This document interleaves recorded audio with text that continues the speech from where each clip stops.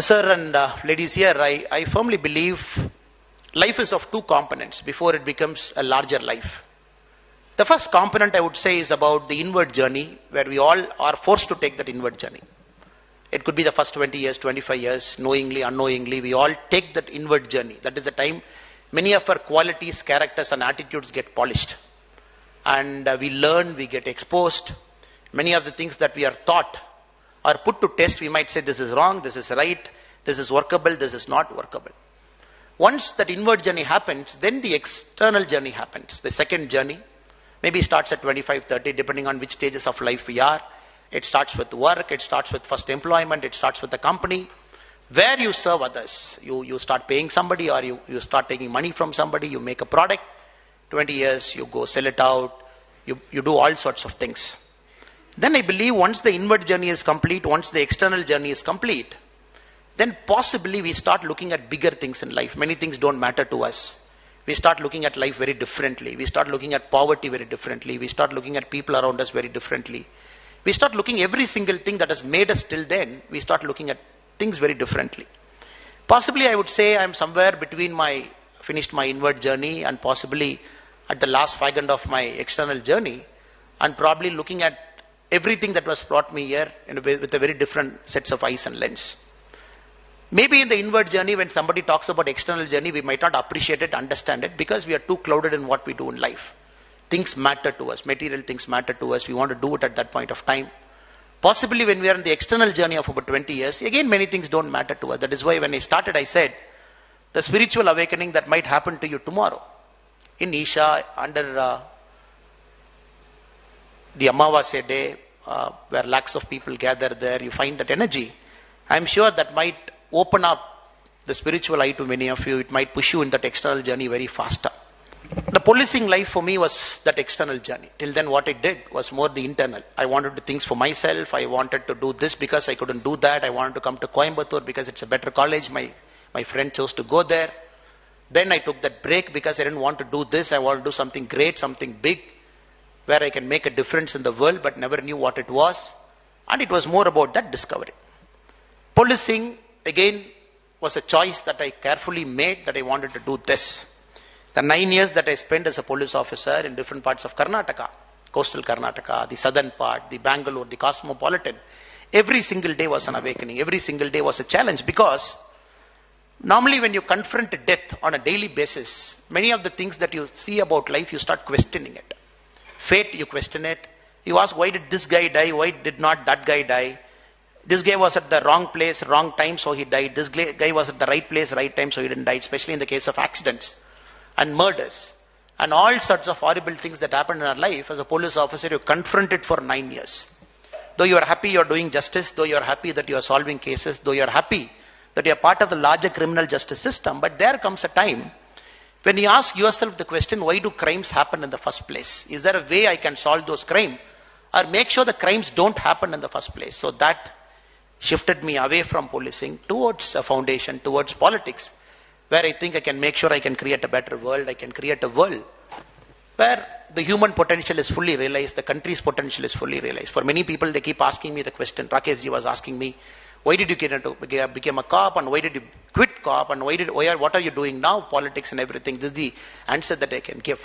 I'm not sure many people are not convinced. I'm also very sure that many people are convinced, but this is what I am. As I said, leadership journey is very innate to us. It's all certain qualities that we have based on the exposure and everything. I think you are also in a way lucky, because we are having this conversation at the age and time when we can change a lot of things that belongs to us. The mindset, the attitude, a lot of things that we can change, because the mind is always churning. The inward journey is always churning, so that is pushing you to the external journey. That is also churning. That will push you to a larger things. That is why when we see entrepreneurs in India also, one of my dear friends, Sridhar Vembu, who runs Zoho, when I asked him the other day, what motivated him to leave US and everything and come and set up a shop in Tenkasi? He said, look, I've finished this, I've done this, whatever needs to be achieved, I've achieved it. Now I see life very differently. I see poverty very differently. I see village life very differently. I see tier 2 city very differently. I was very surprised. Both of us are in different parts of journey. I'm a very small man doing something in some part of the life. and he is the so-called big man in terms of money, in terms of employment. He is also doing something, but somehow the life is miraculously converging for both of us. We are at different points of time in terms of age, but both of us are looking at life in a very similar spectrum. So that made us friends. We make it a point to meet whenever is available in Chennai, or when I make it a point to go to Tenkasi to have that life conversation with them. One thing I've realized, anybody who consciously does his inward journey, acquire whatever things he want to acquire for him, and consciously does that external journey also, both when it merges, then the big thing in life happens where your life really is in the service of people who matter to you. So I really hope and pray that many entrepreneurs who are here, you might create billion-dollar companies, give employments to 1,000 in the coming years, coming months, coming decades, in the coming century. But there is a certain point of time where I hope and pray that it converges with the country, it converges with the path the country is taking, it converges with the population of this great nation who might want you in different roles at different points of time, your experience. I hope and pray it all happens for you at certain points of time. That is our vision prayer. And it is also great, at a very young age, as I said, you are part of this great forum where you get to meet all varieties and different sets of people. You get to meet billionaires, you get to meet NGO people, you get to meet people like me, you get to meet people like you who are in a startup journey, maybe running a company 100 million, 200 million, 300 million, whatever is the valuation. It is good when you get this kind of exposure. A lot of churning happens to you, and probably you will try and seek what you actually wanted to be. I was reading a very interesting book recently where they said the American presidents from John F. Kennedy till the senior Bush, the 7 American presidents, out of that 6 presidents served in World War II, and 1 president was also a war president. 7 presidents were uniform. So the arc of America, the greatness of America, it started from John F. Kennedy, the World War II generation, probably we call the best generation of the Americans. It reached possibly its peak by the George Bush generation. Then possibly it started coming down because of wars and this and that, the moral issues and everything. In that very interesting book, very beautifully they've narrated. Normally when people sit in this highest position of power, where they decide a country's trajectory, where they try and do what they want to do, it is that experience in serving for others that makes them to make better decisions. So the book was particularly very, very fascinating analysis from Kennedy era, then it went into different presidential era, then the Jimmy Carter's era, then it went to the George Bush era. Overall, they're trying to weave a narrative that people who achieve certain positions where they are supposed to serve the society, before that they start putting them in the service of others. That is why many countries they have designed that 1, 2, 3 years you serve in the army, you serve in some cadet corps, or you serve somewhere, and possibly that will make you a well-rounded individual. When you come out at 45, 50, 55, when you start occupying positions of power, use that responsibly. Now it took about 70 years for us, post-independence, to bring this Agnipath now. Agnipath, to make the army as a 3-year business. You go there, you train for 1.5 years, you serve for 3 years, total 4.5, 5 years, you're out. You come at 21, 22, which means every year 90,000 people who get selected, and you retain about 1/4 of them in the army, which is about 22,500. All the 67,500 people, every year they come out of the army, 1.5 years of service and 3 years of practice, 4.5 years. You get this many people. Imagine 2 years, it is going to be almost 1,35,000. Imagine 20 years, it is going to be 13 lakh. This kind of people are getting back into the society. The expectation is they will occupy positions of power. It could be a business organization, it could be even a Rotary Club, it could be a Lions Club, it could be a local parent-teacher association chapter president. They go and occupy all these different forums across India. Just imagine the kind of orbit India is getting into. The problem we have is the quality of public leadership. The private leadership is fantastic in our country, which is growing on its own, learning from a different era when we wanted everything, when we were looking at the West for everything. Somehow the private business leadership of India is on a great trajectory. That is why in the Fortune 500 companies, we have 70 leaders in the world out of 500 who are Indian origin. The top guys, just yesterday you open it, YouTube, CEO is going to be some guy. Every week you open it, is going to be an Indian origin guy. Probably studied a school year, studied a college year, probably did his masters in US, but somehow the formative years was in India. So private leadership is fantastic. But if you look at the public leadership, it's horrible. You can't have one Narendra Modi, one Prime Minister sitting in Delhi to change the fortunes of this country. The public leadership means the councillors, the panchayat presidents, The public leadership means people who sit in very influential positions across close to about 14-15 lakh elected positions in India. That is very horrible. You find people without moral character, people without true north compass. They all sit in all these kinds of things. But somehow all these people, they drive 80% of the country. As a private player, whatever you do, you have a certain influence on the employees that you have. Maybe 1,000, maybe 10,000, maybe a lakh. Beyond that, you might have your influence in the circle. But the public leadership is the big task that we have for the next 25 years. When the Honorable Prime Minister calls our nation, in the next 25 years, it is going to be the Amrit Kaal of India. Starting from 2022 till about 2047, 25 years, he says, we are going to do a lot of great things, miraculous things. 11th in the economic size in 2014, we are 5 now. Very soon we should overtake Germany and Japan. We should go to 3. Then possibly 20, 35, 40, early 40s, we should overtake China. Then possibly China or US was number 1, 2047. He has put a marker that we are there. We would be the number 1 country in the world in terms of the numbers. But to reach there, I personally believe it is the public leadership that matters. People who sit in influential positions, right from your chairman, right from your panchayat president, right from your councillor, right up to the prime minister. That is the challenge we have in front of us.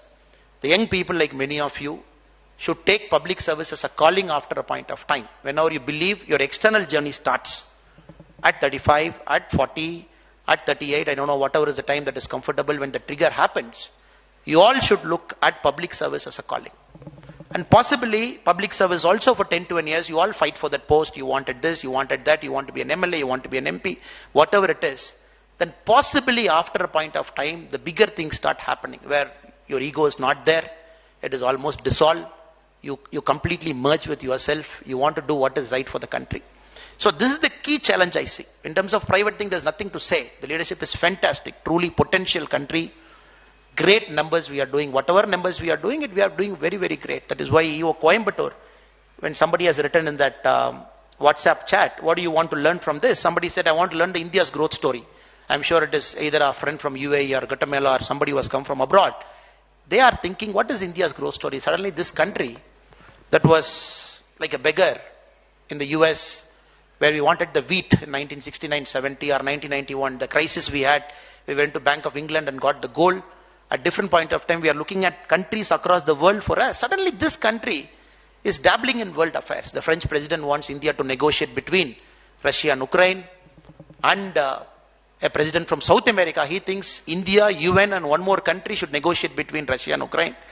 And 470 planes ordered 3 days back for Air India, where at the same meeting, the American president sitting in one part of the meeting, appreciating the Honorable Prime Minister for placing an order, 220 planes to Boeing, and within 30 minutes you have the French president in the next meeting with our Honorable PM, appreciating our PM and the Air India for placing the second order of 250 Airbus orders. So everywhere you're seeing it. It is not about generating employment in our country. Now we are looking at generating employment in other countries. 470 planes, it is 5 to 7 year deal. You are generating employment in US, generating employment in France. Everybody is looking this as India's century. So definitely we are doing well leadership wise, private entrepreneurial energy wise. The only problem I foresee is the public leadership that we have. For that, not enough good quality, mentally agile, morally apt, and more importantly, ramrod, straight, honest people. Somehow they are not looking public service as an option. This really worries our country. This really worries a lot of us. Because the current politics is designed only to be incremental. It can only do 0.5%, it can only do 1%, it can only do 2%. But right now, India needs a big explosion in the public leadership as well, the mindset change, the shift in thinking, the big box thinking outside the box thinking. The whole economy has to be thought in a very different way, because that is one thing they have told me also. Do you think Tamil Nadu is regressing? Somebody has written in the paper that I have to talk today. If you look at Rakeshji's state, UP, Napoleon Bonaparte once said, never wake up China. If China wakes up, the world will tremble. Allow China to sleep. So there was a very conscious strategy we kept in the world to allow China to sleep for a long time so that China did not create any trouble for us. China got woken up after the Cultural Revolution. You all know what happened in the last 60, 70 years. The same thing applied for UP for a long time. Post-independence, the unsaid rule was never allow UP to wake up, let it sleep. Now as a state with 24.5 crore population, woken up, 11 functioning airports, 6-lane, 8-lane expressways where a fighter jet lands. The number of startups registered in 2022 more than Tamil Nadu. You are number 2 in the country. Before Tamil Nadu, we are number 3. The per capita GST collection, you have jumped 6 places in the last 1 year. And the number of girls going for higher education, you have jumped 15 percentage point in the last 3 years. If you look at the numbers across the country with some states, you look at it is staring in the eye. What is happening in some states, the miraculous transformation they are doing, the potential they are generating, and who is going to hit that $1 trillion economy as a state. As a country, we are $3.1 trillion. Is it the Maharashtra? Is it the UP? Is it Tamil Nadu? Which state is going to hit? So that, in a way, it excites me, delights me as an Indian, because UP is kicking, doing better. It worries me as a Tamilian. Where are we now? Even now, if you go to the public conversation, is about whether North Indians should enter Tamil Nadu, whether they should be kept outside Tamil Nadu. That is a public conversation that is right now happening in one of the by-elections in our state now. This is supposedly the top 3 major conversations. Should North Indians be inside? Should they be in Tirupur? Should they be in here? Look at the quality of thinking. What are we thinking now when other countries are thinking in terms of rocket science, in terms of ChatGPT, what you are talking of? We are talking about whether North Indians should come, take our jobs and all those things. So this is a point of concern. And we have to do much, much better. That is because the quality of public service in Tamil Nadu has hit the rock bottom. And elections, which we say the pinnacle of democracy, where we want people to vote for better leaders, to sit in positions of power. When we have average leaders, again you see, again right now the friends are here. If you see the election happening in Tamil Nadu, especially in Erode, where a by-election is happening, you see 1,000 rupee per day, 2,000 rupee per day. Probably this election would be the costliest election in Indian history after 1947, where the cost of each voter is approximated anywhere between 15,000 to 22,000. So the total money paid for the vote, the total money spent during the canvassing. So where are we heading? So this will go out. Whatever you do as a great man, you want to start a business. If somebody is asking you to pay 20% cut money to start your startup in Tamil Nadu, UP has overtaken us. Because to do a thing, you want a 20% cut money. When will it happen? So I hope and pray the important leaders, my time for 20 minutes is over. The leaders sitting in this room, inward journey, outward journey, whichever journey you are in, there is this journey that is much more important than both the journeys where it converges. You start seeing a larger picture where our life is put in the service of our country. We start doing things without ego. We start merging ourselves with our country where we help our people. Even now, the extreme poverty in India is still less than 1%, but it is still there. Many people go to bed hungry. It is still there. It is not that we have come out of the woods. We are talking of reaching US 25 years from now.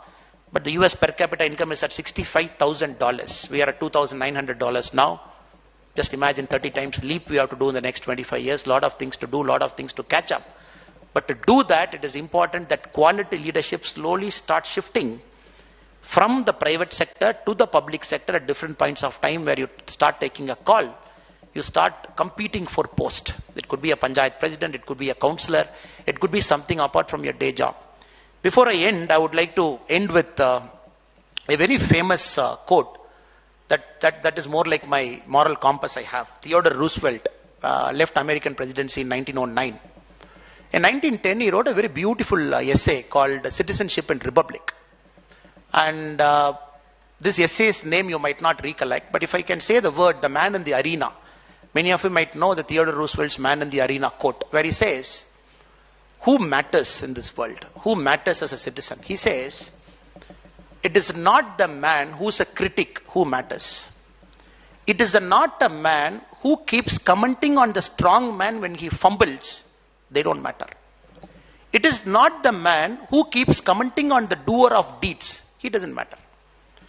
He further argues, who matters is the man who gets into the arena, takes the mud, starts the fight with the sweat, with the blood, and who doesn't belong to the timid and the cold souls, and for whom it is equally important either he knows victory or he knows defeat, but not the spectator who sits outside, who neither knows victory nor knows defeat.